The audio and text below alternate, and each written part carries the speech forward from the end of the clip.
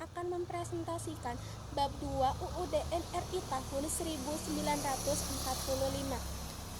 Unit 1, Idea pendiri bangsa tentang konstitusi.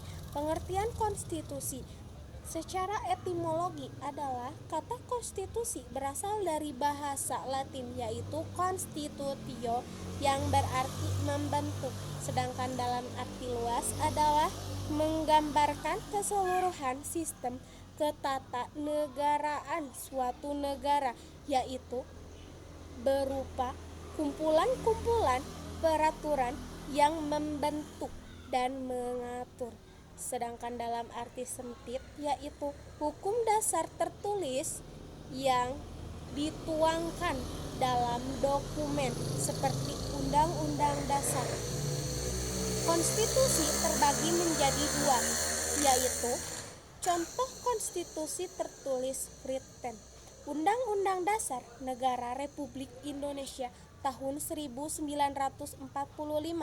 Contoh konstitusi tidak tertulis atau unwritten, yaitu pidato presiden yang dilangsungkan tahunan, yaitu sebelum hari kemerdekaan. Fungsi konstitusi adalah menentukan dan membatasi kekuasaan. Sejarah singkat konstitusi. Perjalanan terbentuknya konstitusi di Indonesia dimulai sejak tanggal 18 Agustus 1945. Panitia Persiapan Kemerdekaan Indonesia (PPKI) mengesahkan Revolusi Groundwork atau naskah yang kemudian dinamakan UUD 1945. Konstitusi Indonesia dimulai dari pembentukan UUD NRI tahun 1945 yang berlaku pada 18 Agustus 1945 hingga 27 Desember 1945. Selanjutnya, Konstitusi RIS berlaku dari 27 Desember 1949 sampai dengan 15 Agustus 1950 saat NKRI berbentuk Republik Indonesia Serikat.